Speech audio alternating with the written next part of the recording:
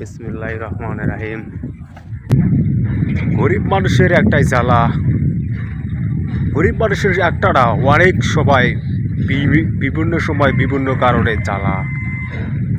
যেমন গরিব মানুষকে চলাফেরা করতে হয় কাজের উপর দিয়ে। তারা যদি একবেলা কাজ না করে, দেখা গেল একবেলা খেতে পায় না।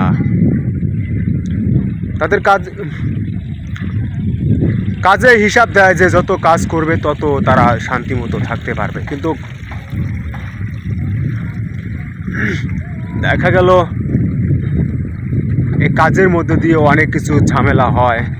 বৃষ্টির থেকে শুরু করে রোদ, অনেক কিছু ঝামেলার কারণে গরিব মানুষরা কাজ করতে পারে না। সেই কারণেই তারা ঠিকমতো চলতে পারে না।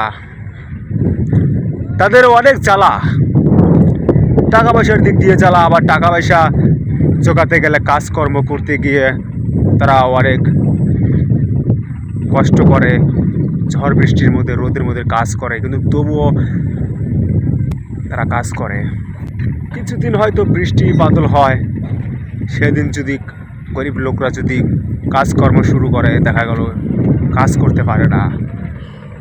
আল্লাহ তাআলা গরিব মানুষকে সব দিক দিয়ে এরকম খারাপ অবস্থা করেছে। এরা খুব একটা অন্যায় হয়। শুধু কি গরিব মানুষরাই মরবে আর অন্য লোকরা মরবে না? কাউকে রাখো গাছতলায় আর কাউকে রাখো পাঁচতলায়। এটা হওয়া উচিত না। সবাইকে একটা লিমিটে রাখতো যদি আল্লাহ তাআলা, অনেক ভালো হতো। সবাইকে যাকে দান করে দিয়েছে অনেক দান করে দিয়েছে, আর যাকে দান করে দেয়নি তার কোনো কিছুই নেই। এটার বিষয়ে আমি খারাপ মন্তব্য করলাম, কারণ আল্লাহ তাআলার কাছে দাবি সবাই যাতে সুখে শান্তিতে থাকতে পারে, ধনী হোক গরিব হোক, সবাই যাতে সুখে শান্তিতে থাকুক, এই ব্যবস্থা যেন আল্লাহ তাআলা করে দেন। এই সিস্টেমটা যাতে আল্লাহ তাআলা করে দেন। অবশ্য এই সিস্টেম করবেই বা কেন? অনেক লোক আছে খারাপ কাজ থেকে বিরত থাকে না। আমরা গরিব মানুষ, আমাদের একটাই কাজ, আমরা সবসময় আল্লাহকে স্মরণ করব, মরণের কথা স্মরণ করব। অন্য মানুষ কীরকম চলুক ওটা দেখার বিষয় নাই। আমরা গরিব মানুষ, আমরা নিম্নতাপের লোক যাতে আমরা ভালোভাবে থাকতে পারি সেটাই কামনা করব আল্লাহর কাছে। অবশ্য আল্লাহ তাআলা দেবে না, এটা আমি জানি যে আল্লাহ তাআলা সুখে থাকতে দেবে না গরিব মানুষদের। এটা চিরকাল, এটা আজীবন থেকেই যাবে। গরিব মানুষরা মরবে বৃষ্টি বাদলে ভিজে, আর ধনীরা তো অনেক, তাদের তো সুখের অভাব নেই। কিন্তু সবই একই মাটির তৈরি দিয়ে গড়া। কেউ হয়তো ধনী লোক এই ভিডিওটা দেখার পরে তাকে খুব অনেক বড় মনে করবে, আবার কিছু সংখ্যক বড় লোক আছে যে তারা আমার কথা বুঝবে যে না, আসলে এই টাকা পয়সা কিছুই না। যারা বোঝে তারা তো অনেক বুদ্ধিমান, তাদের মতো জ্ঞানী লোক এই জগতে নেই। আর যারা বোঝে না যে এই আমার অনেক টাকা পয়সা আছে, আমি অনেক টাকা পয়সার মালিক, তারা তো অবুঝ, তারা তো বোঝে না যে এই টাকা পয়সা আসলে কিছুই না। যারা এই পৃথিবীর মধ্যে থেকে অনেক ভালো কাজ করেছেন তাদের জন্য রইল আমার শুভকামনা।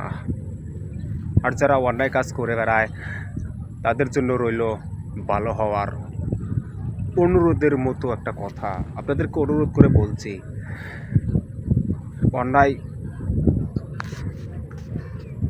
আপনারা অন্যায় করে বেড়াবেন না। আপনারা একজনের সম্পত্তি মেরে খাবেন না, ধনী লোকরা বা খারাপ লোকদের বলছি। আর যারা ভালো মানুষ তাদের জন্য শুভকামনা। তারা এই যুগেও হয়তো কিছু ভালো লোক আছে এই যুগে শান্তি পাবে না, কিন্তু তাদের জন্য পরকালে রয়েছে অনেক সুন্দর জায়গা।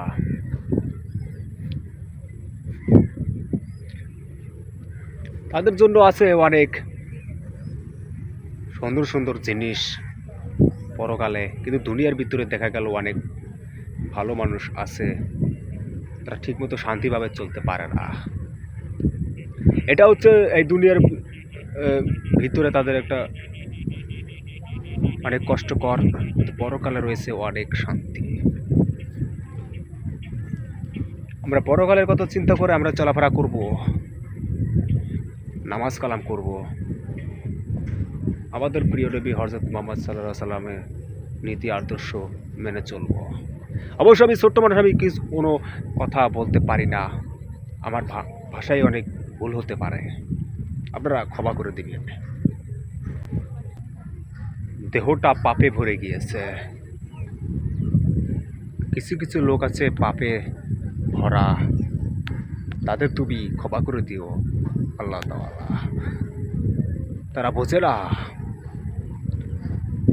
বোঝে না তোমারই হাতে গড়া ওসব মানুষ, তারা বুঝতে পারে না। অনেকেই তাদের চোখের সামনে চলে গিয়েছে পরপারে, তবুও তারা বোঝে না যে এই যে আবার চোখের সামনে একটা লোক চলে গেল, পরকালে চলে গেল,